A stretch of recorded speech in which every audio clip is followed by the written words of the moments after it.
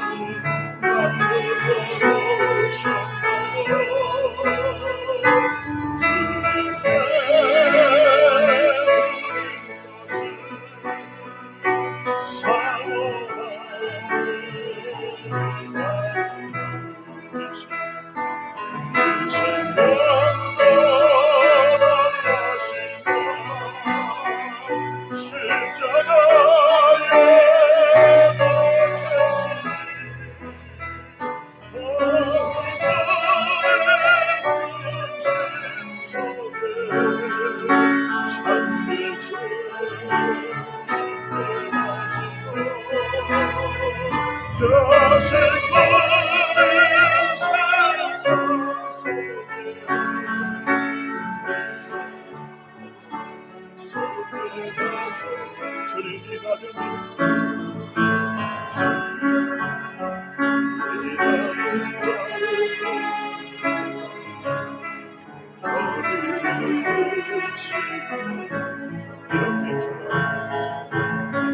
이렇게 초라한 모습으로 만들어 놓잖아요. 주님께 사모하는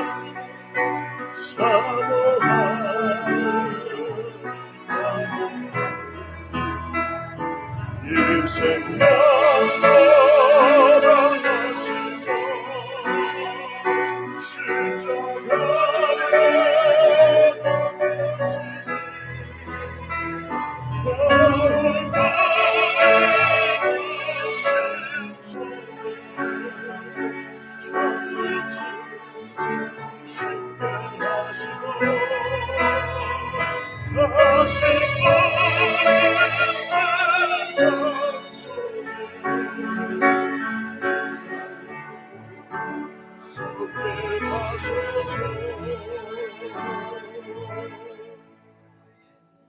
아멘. 우리 옆 사람, 뒷 사람, 앞 사람, 우리 마스크 쓰고 있지만 우리 같이 인사합니다. 말씀에 큰 축복 받으시기 바랍니다. 인사합니다.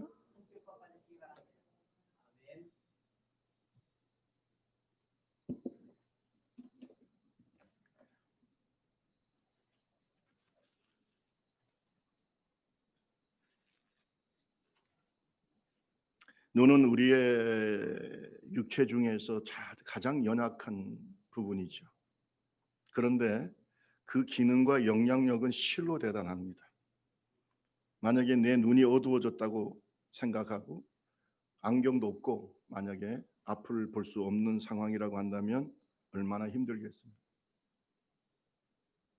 제가 예전에 우리 청년들 수련회를 참석한 적이 있는데 그때 2인 1조가 돼가지고 맹인 역할을 한번 해본 적이 있어요. 그래서 맹인 한 사람은 맹인이 되고 한 사람은 인도자가 돼서 반환점을 돌아오는 건데 쉽지가 않아요.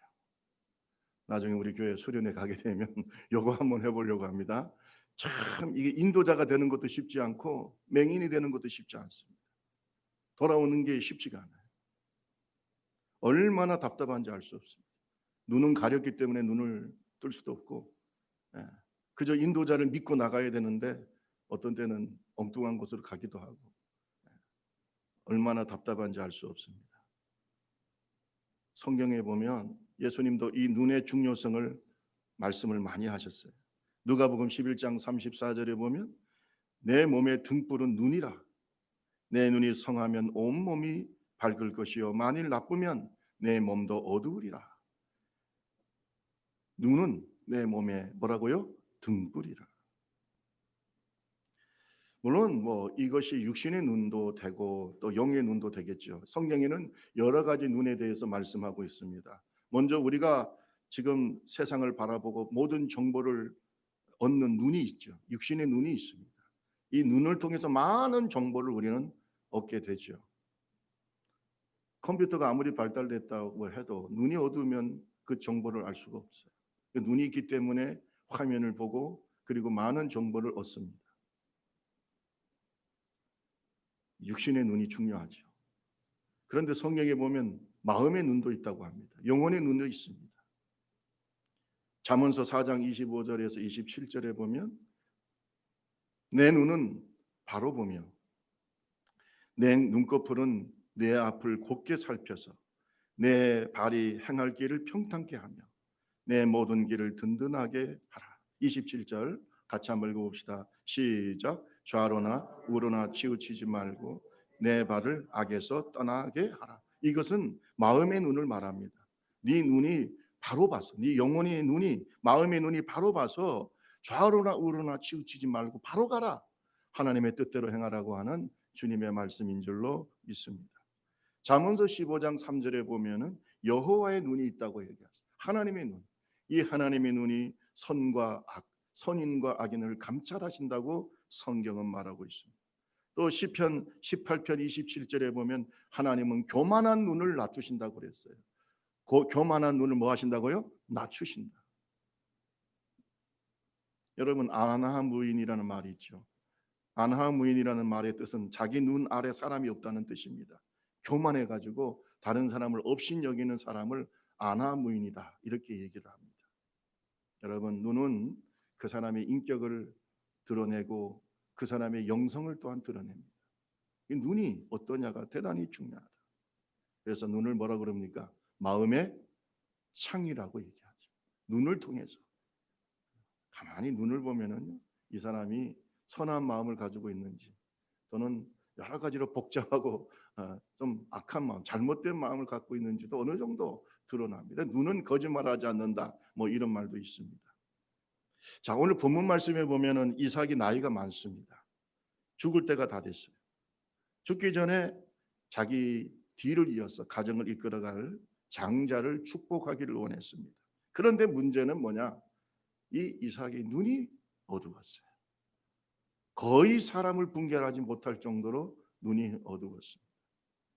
여러분, 자기의 뒤를 이어서 가정을 이끌어갈 장자를 세우고 그를 축복하는 것은 아버지의 권위이자 당연한 의무이기도 한 것입니다. 그래서 가정이 아브라함의 하나님, 이삭의 하나님, 그 다음에 또 다른 하나님이 되어야 된다는 거죠. 그러니까 이 영적인 가계를 이끌어갈 수 있는 다음 후계자 누구냐? 이게 지금 중요합니다. 그런데 일생일대 큰 실수를 이삭이 하게 되죠. 왜요? 눈이 어두웠어요. 눈이 어두워.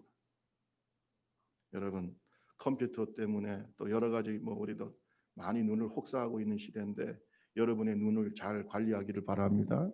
육신의 눈을 잘 관리하셔야 되는데 육신의 눈보다 나이가 들수록 더 중요한 건 영의 눈이에요.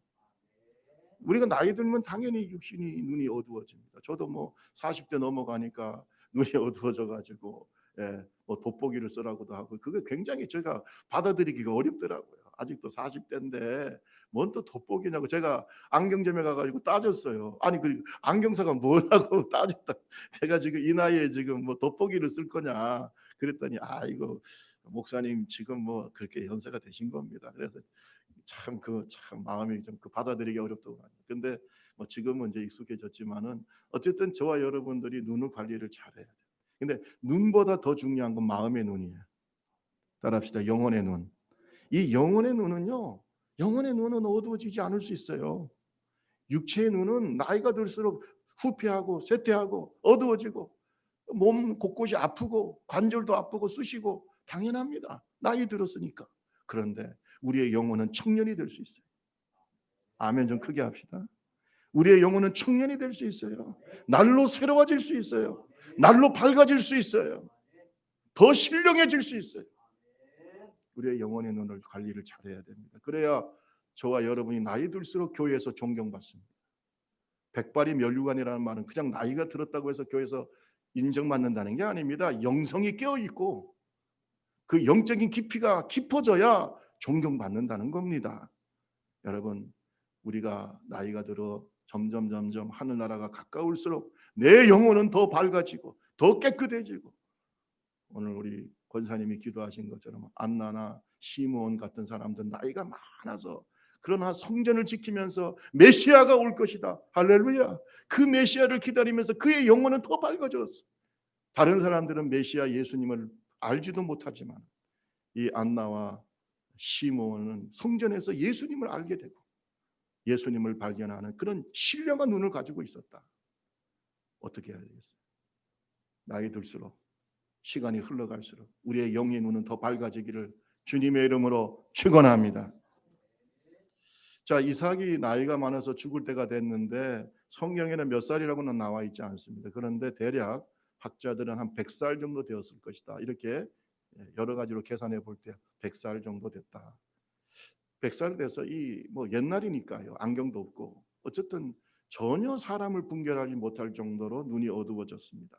우리 27장 1절에서 4절을 다시 한번 읽어보겠습니다. 27장 창세기 시작. 이삭이 나이 많아 눈이 어두워 잘 보지 못하던 맏아들 에서를 불러 이르되 내 아들아 하매 그가 이르되 내가 여기 있나이다 하니 이삭이 이르되 내가 이제 늙어 어느 날 죽을는지 알지 못하니 그런즉 내 기구 곧 화살통과 활을 가지고 들에 가서 나를 위하여 사냥하여 내가 즐기는 별미를 만들어 내게로 가져와 먹게 하여 내가 죽기 전에 내 마음껏 내게 축복하게 하라. 여러분 맏아들 에서를 축복하려고 이삭이 결정을 하고 에서를 불러서 아들아 내가 이제 나이가 너무나 많고 눈이 어두워져서 이제는 죽을 날이 가까우니까 내가 너를 축복할 수 있도록 별미를 만들어 와라. 근데 여기서 우리가 한 가지 좀 깊이 생각해야 될 것이 있는데 이렇게 중요한 일, 자기의 후계자를 세우는 중요한 일을 리브가라든지 어쩐지 가족들과 상의하지를 않습니다. 이게 아버지의 권위이기도 하지만 대단히 중요한 겁니다. 여러분 아브라함의 후손이잖아요. 하나님의 사람, 믿음의 족장의 후손은 단순히 아버지의 가계를 이어가고 재산을 이어가는 정도의 그런 위치가 아닙니다. 하나님의 제사장이에요. 선지자예요. 그 시대에 사람들에게 하나님 말씀을 전하고 그들 앞에서 하나님 앞에 제사를 드리는 그러한 중요한 예배자로서의 모범을 보여야 될 족장입니다. 그러면 그렇게 중요한 일은 리브가도 좀 상의도 하고 또 가족들을 다 모아놓고 상의를 했다면은 리브가가 분명히 반대했을 겁니다. 에서가 그들의 뒤를 잇는다는 것은 말할 수가 없다. 여러 가지 이유가 있죠. 나중에 말씀을 좀 드리겠습니다. 그리고 야곱도 얘기할 겁니다. 아니 아버지 팥죽에 이 창제권을 형이 나한테 팔았습니다. 뭐 이런 얘기도 할 수 있겠죠. 여러 가지 얘기가 있었을 겁니다. 그런데 일절 그런 말이 없어요. 전혀 가족들과 의논한 흔적이 없습니다. 단순히 이삭은 자기 생각대로 자기가 눈으로 보이는 대로 당연히 맏아들이기 때문에 에서를 축복하겠다는 겁니다.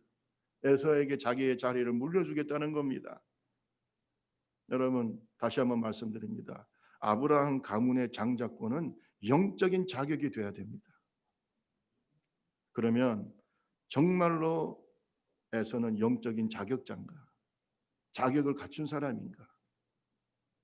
성경은 아니라고 말하고 있습니다. 에서에게 가장 중요한 것은 그의 마음속에 하나님이 없어요. 누가 없다고요? 하나님이 없어요. 그의 모든 사상과 생각에 하나님이 없습니다. 성경은 이러한 자를 어리석은 자라고 얘기하고 있습니다. 시편 14편 1절에 보니까 어리석은 자는 그 마음에 이르기를 누가 없다? 하나님이 없다.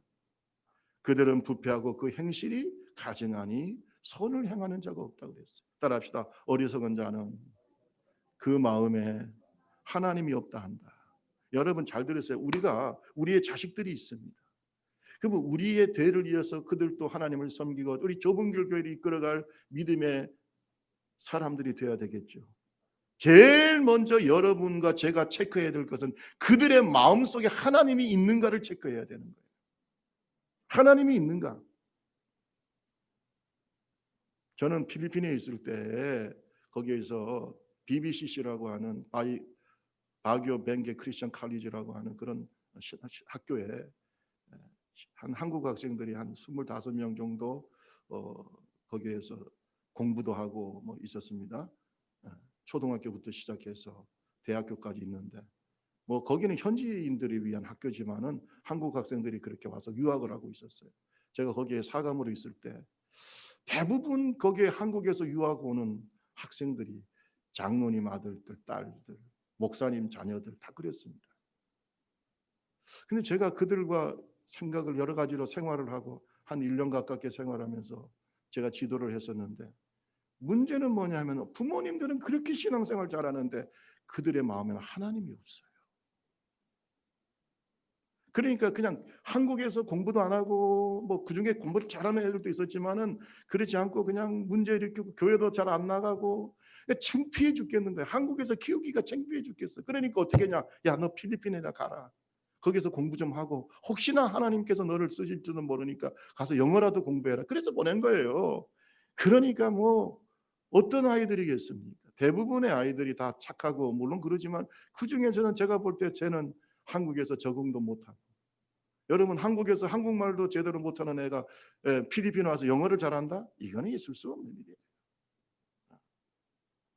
그리고 신앙생활을 어떻게 하겠어요? 아버지 밑에서도 어머니 밑에서도 잘 하지도 못하는 애들이 필리핀에 와서 아무도 자기를 관리해 주는 사람, 선교사님이 관리한다고 해도 여러분 부모님처럼 관리할 수 있겠어요? 그러니까 완전히 이거는 고삐 풀린 망가지처럼 말이에요. 필리핀에 와가지고 사는데 영어도 제대로 안 하죠. 예. 이게 뭐 보니까 신앙생활도 제대로 안 하고 앉아서 졸고 앉아 있고 선교사님이 아무리 가르치려고 해도 잘 안 되는.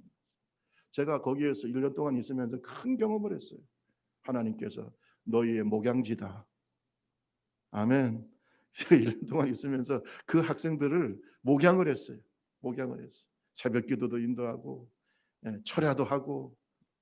여러분 그 학생들을 데리고 새벽 기도 한다니까 이게요. 그래도 하더라고.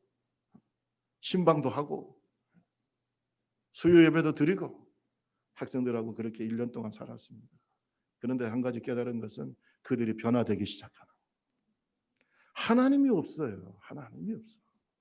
하나님이 없는 아이들은요, 행동할 때 전혀 하나님을 의식하지 않습니다. 자기의 욕심과 정욕대로 살아요. 하나님이 없어. 여러분, 에서의 모습 속에서 그가 믿음의 가정에서 자랐지만 누가 없다고요? 하나님이 없어. 야곱하고 에서의 차이가 뭔 줄 아십니까? 하나님이 그 마음속에 있느냐 없느냐예요. 에서의 모습 속에서 우리는 노아 시대에 타락한 하나님의 아들들의 모습을 발견하게 되는 것입니다.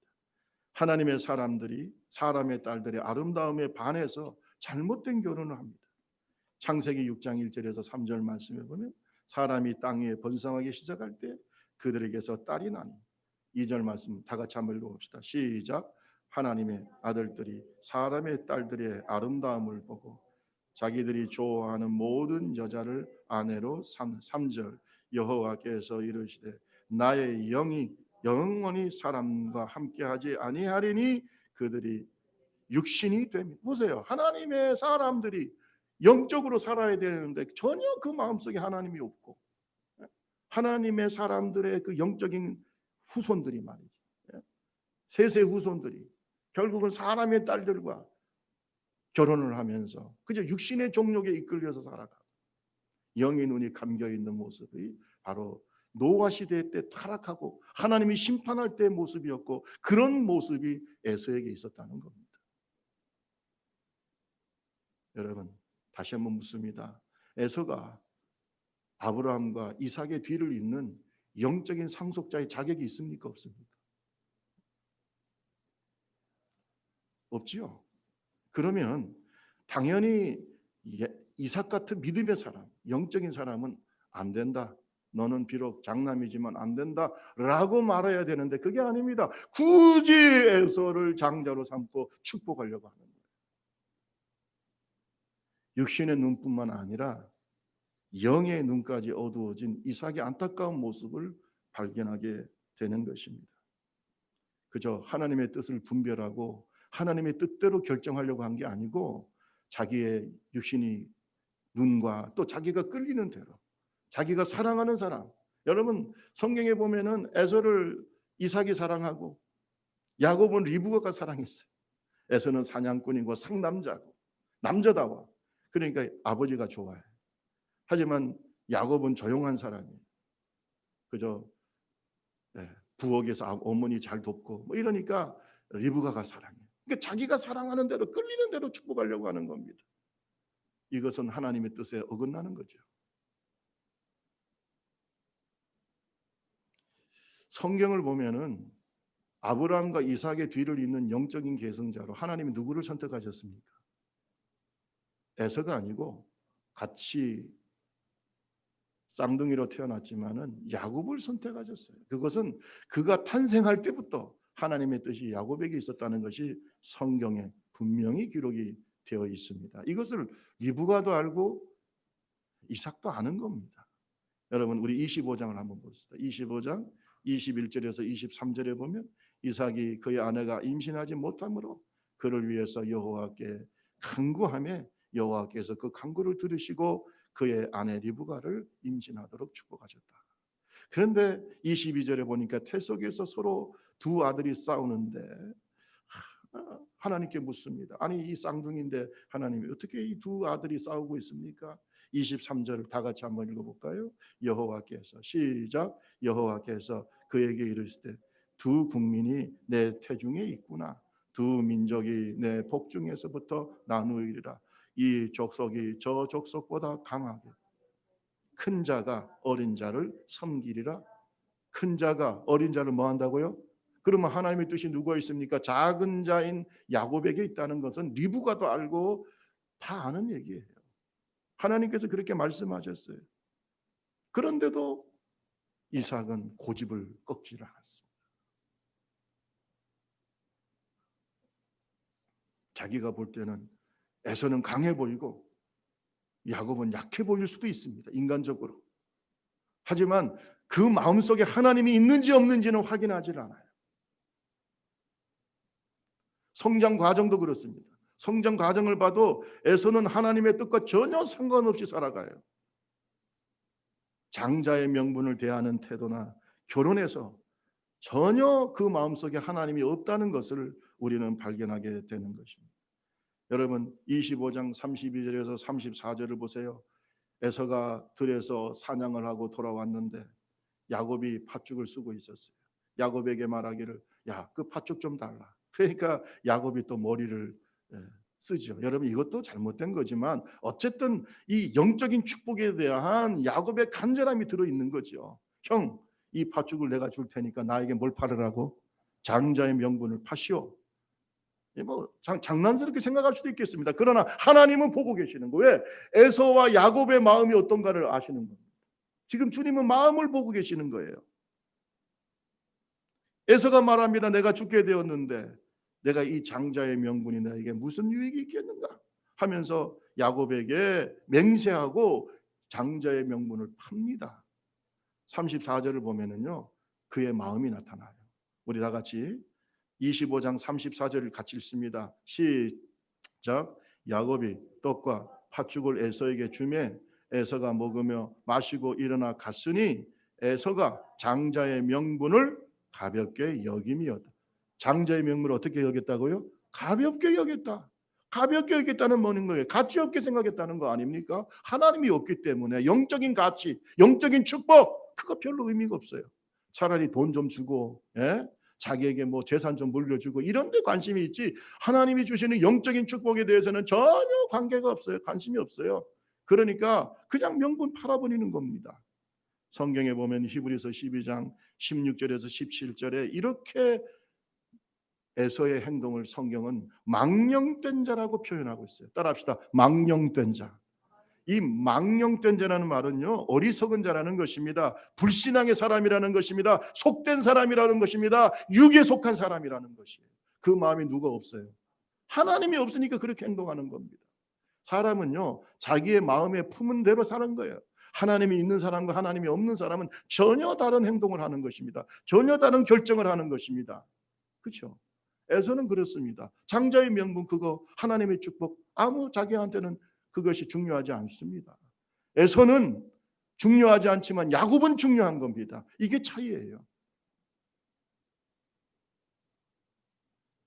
히브리서 12장 16절에서 17절에 보면 음행한 자와 혹 한 그릇 음식을 위하여 장자의 명분을 판 에서와 같이 망령된 자가 없도록 살피라. 너희가 아는 바와 같이 그가 그 후에 축복을 이어받으려고 눈물을 흘리며 구하되 버림받아 회개할 기회를 얻지 못하였다. 이렇게 말씀하고 있습니다. 망령된 자.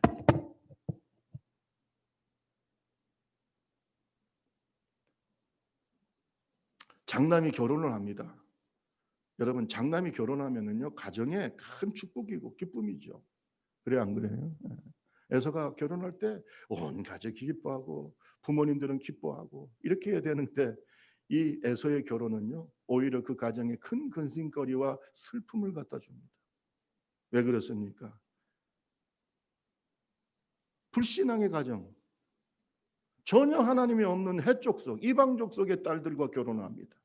그 여인들을 취합니다. 심지어 어머니 리브가는요, 이 며느리들 때문에 살 맛이 없다고 말합니다. 우리 다 같이 26장을 한번 봅시다. 26장 34절과 35절 우리가 읽은 말씀이죠. 다시 한번 읽어봅시다. 시작. 에서가 40세에 해족속 부에리의 딸 유딧과 해족속 엘론의 딸 바스맛을 아내로 가졌더니 그들이 이삭과 리브가의 마음이 뭐가 됐다고요? 근심이. 왜 근심이 됐겠습니까? 이 딸들이, 이 며느리들이 잘 못해서가 아니라 전혀 하나님이 없는 사람들이에요. 생각이 다릅니다. 마음이 다릅니다. 여러분, 이삭과 리브가는 하나님을 공경하고 섬기는 믿음의 사람이에요. 그런데 이 에서도 그렇고 이 두 며느리도 전혀 하나님이 없어요. 27장 46절에 보면은 리브가가 나중에 야곱을 자기 오빠가 있는 하란 땅으로 보내면서 한 말이 있어요. 리브가가 이삭에게 말합니다. 내가 햇사람의 딸들로 말미암아 내 삶이 뭐라고 그랬어요? 싫어졌다. 내 삶이 싫어졌다. 야곱까지 이방 여인하고 결혼하면 안 되지 않냐? 그리고 난 다음에 외삼촌 라반의 집으로 보내는 거 아닙니까? 그런데 여기에서 내 삶이 싫어졌다는 말이 뭡니까? 다른 성경에 보면 사는 것이 지긋지긋하다. 저 며느리들 때문에 사는 게 지긋지긋해. 따라합시다. 사는 것이 지긋지긋하다. 영적인 사람이 영적으로 통해야 되는 거예요. 전혀 통하지 않습니다. 여러분, 저도 그래요. 믿지 않는 사람 만나서 얘기해 보세요. 지긋지긋해. 대화도 안 됩니다. 여러분, 이런 것이 가족이 돼서 들어왔으니 사는 게 지긋지긋한 겁니다. 그런데 장자가 돼요? 영적인 바통을 이어받는 믿음의 장손이 돼요? 말이 됩니까? 말이 안 되는 얘기죠. 그런데도 이삭은 축복하려고 하는 하나님의 뜻이 아닙니다. 여러분, 이삭의 문제는 뭡니까? 육신의 눈이 어두워진 것은 그럴 수밖에 없지만 왜 영의 눈까지 어두워집니까? 왜 이렇게 에서가 하나님이 전혀 없는 마음을 가지고 결혼도 하고 생활도 하고 이런 모습을 보면서도 왜 저가 하나님의 축복을 이어받을 영적인 장자라고 생각했을까? 영의 눈이 어두워져 있는 거죠. 좁은 길 교회를 이끌어가는 주의 종들은 영의 눈이 떠져 있어야 된다. 아멘. 저를 비롯해서 우리가 나이가 들수록 영의 눈이 밝아져야 되는 것이죠. 세상이 점점 타락해져 가고 주님 오실 날이 가까울수록 우리의 영은 바짝 눈을 떠서 하나님을 바라볼 수 있는 믿음의 사람들이 되어야 될 줄로 믿습니다. 이삭은 나이가 들수록 영의 눈이 어두워. 엘리 제사장도 나이 들수록 영의 눈이 어두워져서 자기 자식들이 엄청난 잘못을 해도 교훈하지도 않고 꾸짖지도 않고 나중에 자기 제자인 사무엘에게 책망이나 듣고 영의 눈이 어두워져 있어요. 영의 눈이 어두워진 지도자는 그 공동체를 위기에 빠뜨리는 거죠. 여러분, 영의 눈을 뜹시다. 영의 눈을 떠야 돼요. 목사님, 제가 나이가 들어서 나이 들수록 우리의 육체의 눈은 어두워져도 영의 눈은 밝아질 수 있습니다.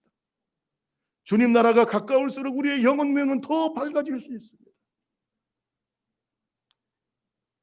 여러분, 우리가 찬송가에 많이 실린 작사자가 있습니다. 여러분 아시다시피 환희 제인 크로스비라고 하는 여자 작곡가입니다. 작사자죠. 환희 제인 크로스비. 500이 아니라 9천여 편의 찬송시를 지은 분입니다.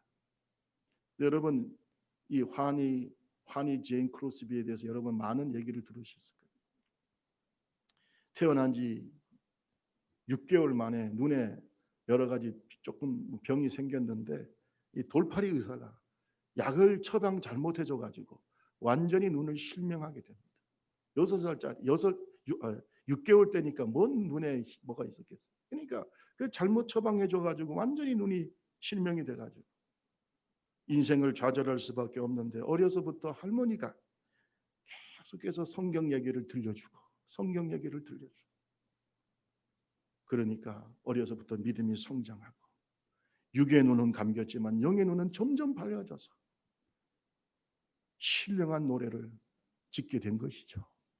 기도도 깊이 하게 되고 누구보다도 영감 넘치는 찬송을 쓰게 됐습니다. 그 찬송들 중에 우리도 좋아하는 찬송이 있습니다. 우리가 가지고 있는 찬송가 288장 예수를 나의 구주 삼고 여기 한번 불러볼까요? 같이. 환희 제인 크로스비, 그는 눈이 감긴 사람인데 영의 눈은 누구보다 밝아 이렇게 찬송하고 있습니다. 우리 같이 한번 찬송 한번 해봅시다. 288장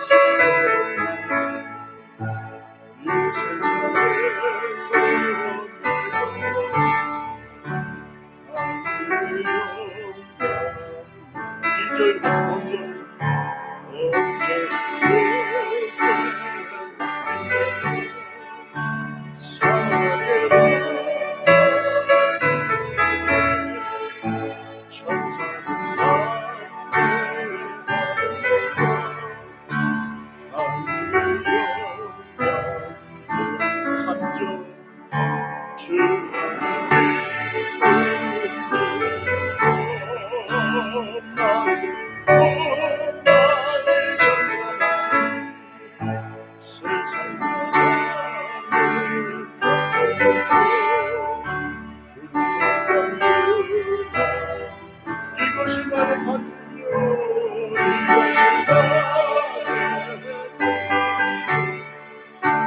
이것이 나의 전체일세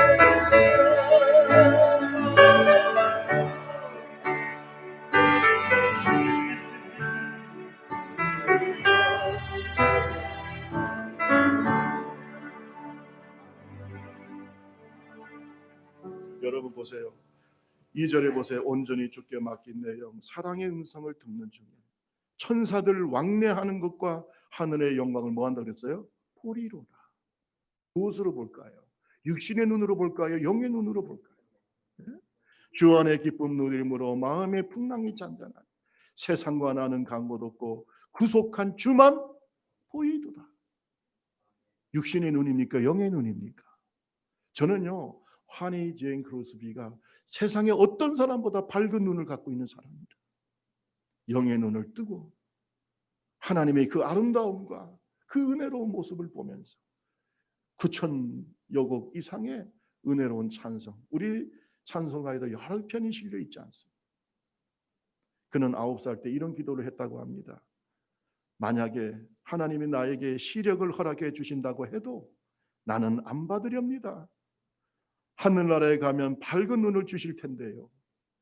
세상에서 더럽히지 않는 깨끗한 눈으로 주님의 얼굴을 보기를 원합니다. 그리고 그는 이렇게 말했다고 합니다. 나는 내 눈을 멀게 한 그 사람을 다시 만난다면 나는 그에게 한없이 감사하겠습니다. 내 육의 눈은 어두워졌지만 내 영의 눈은 더 밝아졌지. 나이가 들수록 우리 육의 눈은 어두워지게 돼 있어요. 이제 글도 잘 안 보이죠. 저도 요새 글을 보려면 쉽지는 않아요. 그죠? 점점 눈은 어두워져요. 그러나 영의 눈은 우리가 깊은 기도 속에서 더 밝아집니다. 아멘. 더 밝아집니다. 더 지혜로워집니다. 더 깊은 영성을 가질 수가 있어요. 예수님께서는 육체의 눈보다 영의 눈이 먼 것에 대해서 더 심각하게 말씀하셨어요. 육체의 눈이 멀어진 사람은 주님이 많이 고쳤습니다. 대표적으로 맹인 거지였던 바디메오를 고쳐주셨어요. 많은 소경들, 맹인들을 고쳐주셨어요. 그런데 영의 눈이 멀었던 바리새인들은 스스로 하나님의 구원과 예수 그리스도의 치유를 거부했어요. 영의 눈이 멀었어요. 영적 소경, 영적 맹인이 더 큰 문제인 거예요. 예수님은 이 영적으로 눈이 멀어버린 이 인도자들에 대해서 경고를 하셨어요. 여러분 마태복음 15장 14절 말씀에 보면 그냥 두라. 그들은 맹인이 되어 맹인을 인도하는 자로다. 만일 맹인이 맹인을 인도하면 둘이 다 어떻게 해요? 구덩이에 빠지리라. 그것보다 더 심각한 말씀을 마태복음 23장 13절에서 15절에 말씀하고 있어. 화 있을진저 외식하는 서기관들과 바리새인들이여 너희는 천국 문을 사람들 앞에서 닫고 너희도 들어가지 못하면서 들어가는 자들도 들어가지 못하게 한다. 천국 문을 막고 있어. 너희들이 영적인 눈이 어두워져서 천국 문이 어딘지도 모르고 그 천국 문을 막고 있어. 예수를 못 믿게 해. 예수를 십자가에 못 박아. 하나님의 아들 예수도 몰라. 눈이 어두워져가지고 베드로, 안드레, 야고보, 요한 이렇게 참 그 당시에 범인이었고 보통 사람이고 어떻게 보면 무식하기까지 한 그 갈릴리 사람들은 아는데 그렇게 성경에 박식하다고 하던 그 바리새인들은 영의 눈이 멀어가지고 하나님의 아들을 몰라. 천국문을 닫아버리고 있고 천국문에 들어가는 사람도 못 들어가게 막고 있어요. 마태복음 23장 15절에 보면 화 있을전저 외식하는 서기관들과 바리새인들이여 너희는 교인 한 사람을 얻기 위해서 바다와 육지를 두루 다니다가 생기면 따라합시다. 너희보다 배나 더 지옥 자식이 되게 하는도다. 배나 더 뭘 만든다고요? 지옥 자식이. 이 영적인 소경들이에요. 여러분 말세가 되면 될수록 이렇게 영의 눈이 멀어버린 인도자들이 많이 생긴다고 성경은 말씀하고 있어요. 정신 차립시다. 깨어 있어야 돼요. 깨어 있어야 돼요. 참된 지혜는 영의 눈이 뜬 사람만이 알 수 있어요. 고린도전서 2장 11절에서 14절에 보면 사람의 일을 사람 속에 있는 영 외에 누가 알려? 이와 같이 하나님의 일도 하나님의 영 외에는 아무도 알지 못합니다. 우리가 세상의 영을 받지 아니하고 오직 하나님께로부터 온 영을 받았다. 할렐루야. 성령께서 우리와 함께 하시고 13절 말씀해 보면은 우리가 이것을 말하거니와 사람의 지혜로 가르친 말로 아니하고 오직 성령께서 가르친 것으로 하니 영적인 것은 영적인 것으로 분별합니다. 따라합시다. 영적인 일은 영적인 것으로 분별한다. 영의 눈이 떠져야 된다는 겁니다. 영의 눈이 떠져야 영적인 것을 알 수 있다는 겁니다. 육의 눈으로는 도저히 알 수 없어요. 이것은요 세상의 지식으로 알 수 있는 게 아니고 영의 눈을 떠서 영적인 지식이 있어야만 알 수 있다. 하나님의 말씀을 깨닫는 것도 성령의 역사를 아는 것도 영의 눈이 뜬 사람만이 알 수 있어요. 따라합시다. 영적인 일은 영적인 것으로 분별을 할 수 있다. 동의하시면 아멘. 그러니 어떻게 해요? 세상에 많이 배웠다고요? 세상에 지위가 있다고요? 뭐 대학원을 나왔고 박사라고요? 그래서 영적인 일을 할 수 있는 게 아니라 영의 눈을 떠서 신령한 하나님의 사람이 돼야만 하나님의 깊은 것을 감찰하시는 성령의 인도함을 받을 수가 있는 줄로 믿습니다. 우리 옆 사람하고 얘기합시다. 영의 눈을 뜹시다. 시작. 자꾸 영의 눈이 감겨 있는 사람은 헛소리를 합니다. 만나서 얘기 들어보면 저거는 사람의 말이지 성령에 이끌려서 하는 말이 아니에요. 영적으로 전혀 경험이 없는 사람의 말이에요. 그런 말을 자꾸 하면은 하나님의 일이 이루어지는 게 아니에요. 물론 우리가 하나님이 주신 이성을 가지고 합리적인 판단도 해야 되지만 더 중요한 건 하나님의 뜻이에요. 여러분 생각해 보세요. 합리적인 것으로 생각하면은 에서를 자기의 장자로 삼고 축복하려고 하던 여러분 이 이삭의 결정은 합리적입니까 아닙니까? 이성적입니까 아닙니까? 경험적입니까 아닙니까? 당연하죠. 태어난 것도 먼저 태어났고 상남자고 예? 남자답게 아주 그냥 결단력도 있고 사냥도 잘하고 리더십도 있고 아니 누가 봐도 큰아들이고 에서를 세우는 거는요 아주 합리적이고 이성적입니다. 그러나 영적이지 않다는 거예요. 하나님의 뜻이 아니라는 거예요. 문제는 이삭이 영의 눈이 어두워져 있다는 겁니다. 참 안타까운 것은 영적인 분별력을 상실한 이 이삭이 에서를 굳이 축복하려고 했던 그 고집의 결과가 그 가정에 큰 어려움을 가져왔습니다. 경건하고 화평해야 될 이삭의 가정에 속임과 다툼과 분열과 그리고 떠남의 이별의 불행이 시작이 됐어요. 처음부터 야곱을 축복하고 야곱을 세웠다면 이런 일이 없었을 거예요. 그런데 어떻게든지 이 에서를 축복하려고 했던 이삭의 욕심 때문에 결국은 이 온 가정에 분란이 시작이 된 겁니다. 우리 다 같이 27장 41절에서 44절을 보겠습니다. 여러분, 이제 야곱이 자기 어머니 리브가와 함께 어떻게든지 작전을 짜가지고 아버지를 속인 거죠. 에서의 옷을 입고 에서 같이 양을 잡아서 자기 몸에 털을 두르고, 그래서 어쨌든 간에 별미를 만들어 가지고 에서가 사냥을 하러 간 그 틈에 야곱이 어머니가 만들어준 그 별미를 가지고 가서 아니 이 장자의 축복을 다 받아버렸습니다. 다 받아버렸어요. 나중에 에서가 돌아와 보니까 자기가 받아야 될 축복을 누가 받았어요? 야곱이 다 받아버렸어요. 이것은 하나님의 뜻입니다. 어차피 받아야 될 사람이 야곱이잖아요. 자, 그런데 에서가 이것을 보고 너무나 분노가 치밀어 올랐어요. 27장 41절에 보세요. 21장 41절 다 같이 한번 읽어봅시다. 시작. 그의 아버지가 야곱에게 축복한 그 축복으로 말미암아 에서가 야곱을 미워하여 심중에 이르기를 아버지가 복될 때가 가까웠은즉 내가 내 아우 야곱을 죽이리라. 보세요. 내가 내 아우를 죽이겠다 이 말이에요. 골육상잔의 비극이 일어나겠습니다.